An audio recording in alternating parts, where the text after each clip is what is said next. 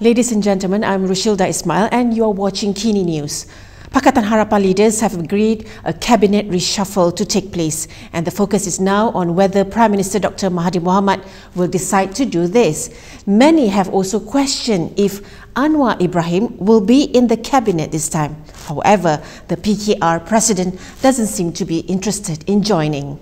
PKR President Anwar Ibrahim said that he will not accept any post in the event of a cabinet reshuffle by Prime Minister Dr. Mahathir Mohamad. He also stressed that he would not offer himself to join the cabinet. Also in the cabinet reshuffle, are you hoping to be... I've said I'm not applied, I'm not... the understanding bagi saya clear. PM, TPM dan saya tunggu. But should you be in the cabinet first before becoming the Prime Minister? Saya tidak bercadang. On Saturday, Pakatan Harapan leaders had agreed for the cabinet reshuffle to take place following the coalition's crushing defeat at the Tanjung Piai by-election.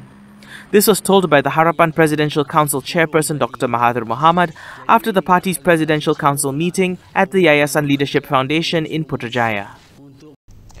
Past President Hadi has claimed that the party received offers to form a backdoor government. However, he said that they rejected it as they wished to take power the honourable way.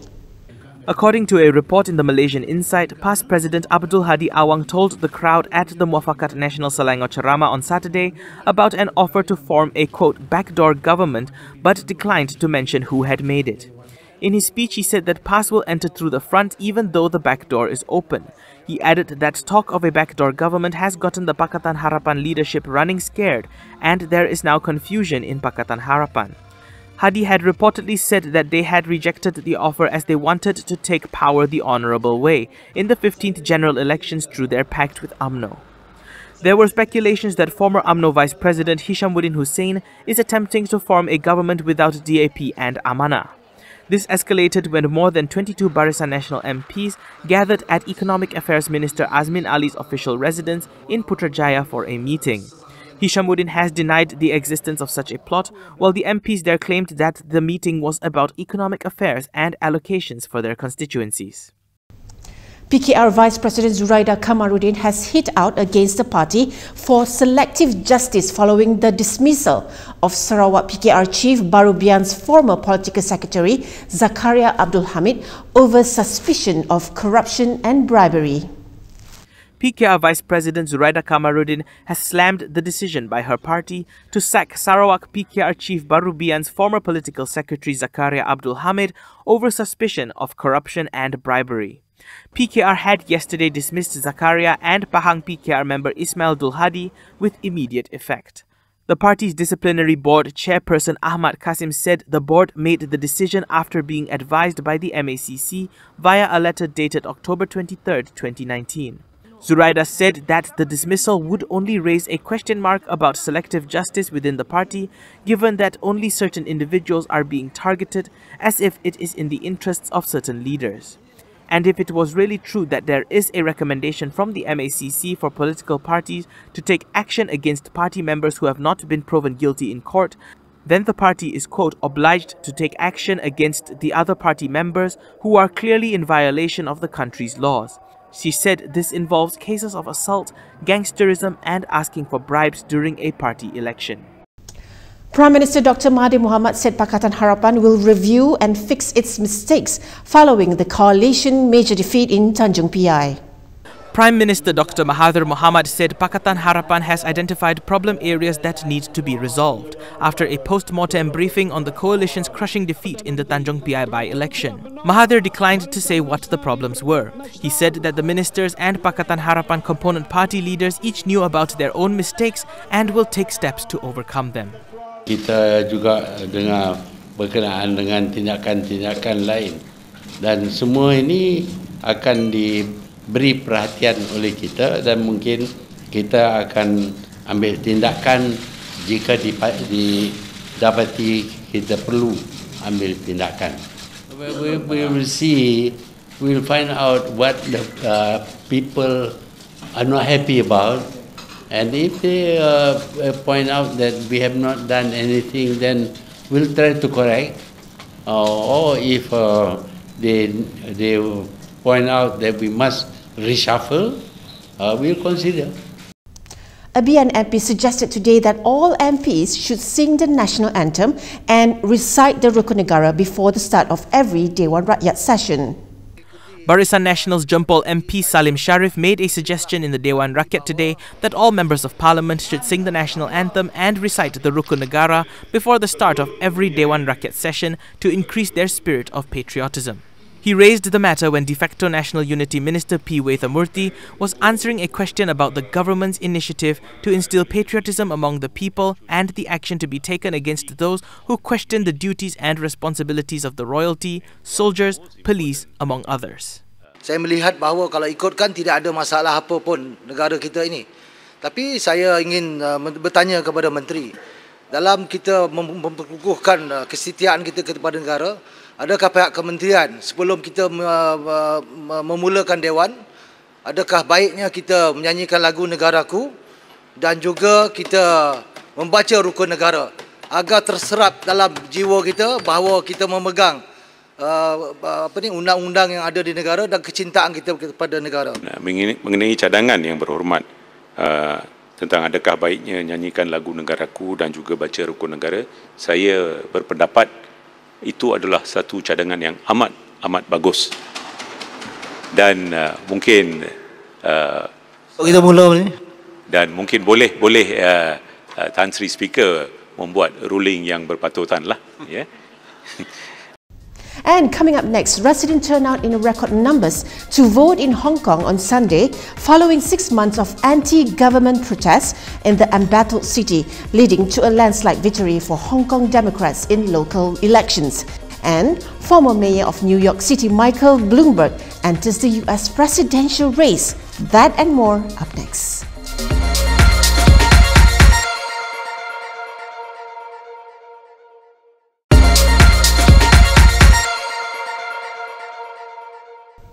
Pro-democracy candidates had a landslide victory in Hong Kong's district council elections, with multiple high-profile pro-government figures losing their seats. This result is set to give pan-Democrats an increase in seats on the committee that chooses the city's chief executive.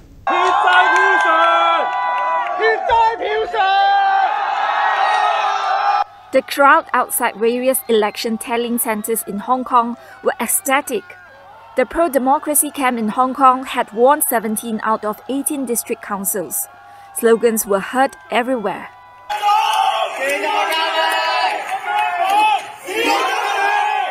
Even on Monday afternoon, crowd clad in office attires gathered on the streets of the city's CBD to celebrate the election results.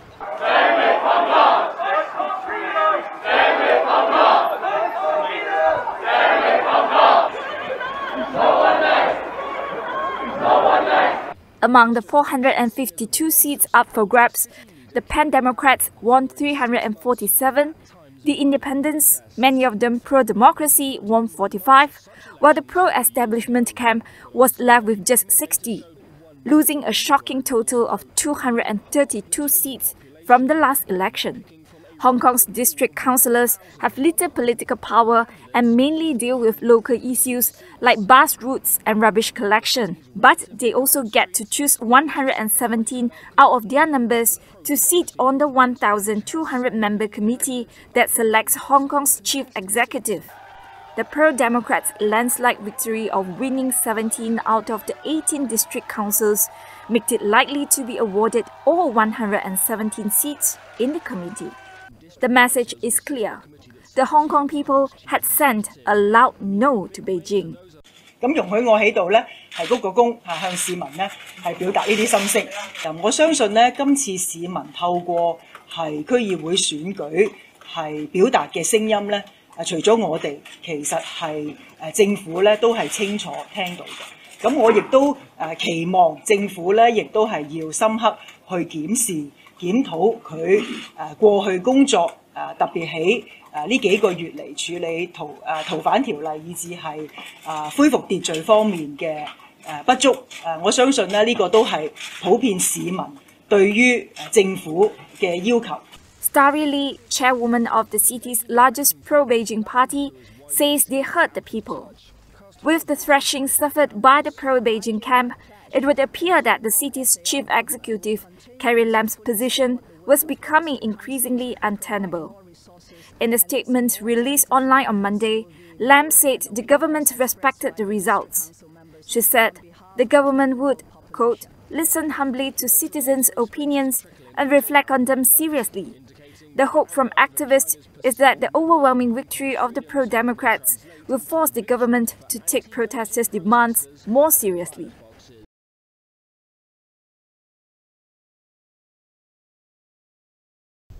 Former Mayor of New York City, Michael Bloomberg, on Sunday formally announced his campaign for president in 2020 US election through a written statement. In a statement posted on a campaign website, Bloomberg announced that he is running for president to defeat Donald Trump and to rebuild America. He said, quote, I believe my unique set of experiences in business, government and philanthropy will enable me to win and lead. The announcer said in the ad that Bloomberg, who runs as a Democrat, will let the wealthy pay more in taxes, the middle class get their fair share, and everyone will be able to get health insurance. Commenting on his potential rival, Trump told reporters earlier this month that he could easily beat Bloomberg. The president said he expected the former mayor of his hometown to, quote, spend a lot of money on a campaign, while teasing him, saying that he does not have the magic to do well. And Australian Prime Minister Scott Morrison said on Monday that allegations in media report that China had tried to install an agent in a parliamentary seat in Canberra were deeply disturbing and troubling. The Australian Security Intelligence Organisation, or ASIO, said that it had launched an investigation before the alleged plot was reported by Australia's 60 Minutes program and affiliated newspapers. According to the report, a suspected Chinese espionage ring had offered a, quote, seven-figure sum to pay for a Melbourne luxury car dealer, Nick Zhao, to run for a seat in Australia's federal parliament. According to the newspaper, Zhao was found dead in March in a Melbourne motel room, and police have been unable to conclude how he died. The latest allegations came a day after media reported that a Chinese defector, Wang Liqiang, who said he was an intelligence operative, told ASIO how China had funded and conducted political interference in Taiwan, Australia and Hong Kong. The man is seeking asylum in Australia with his wife and young son. Meanwhile, Taiwan President Tsai Ing-wen's ruling party denounced China as a, quote, enemy of democracy on Monday, following fresh claims of Chinese interference in the island's politics ahead of presidential and legislative elections on the 11th of January. Wang Liqiang had said that he had helped guide positive media attention toward certain Taiwanese politicians, including President Tsai's main opponent Han Kuo-yu of the China-friendly Kuomintang Party. Well, before we go, here's some footage from the International Theatre Festival that's taking place in China, Sichuan. Don't forget to follow KiniTV on our Instagram, YouTube and Facebook for the latest updates. I'm Shilda. Thanks for watching.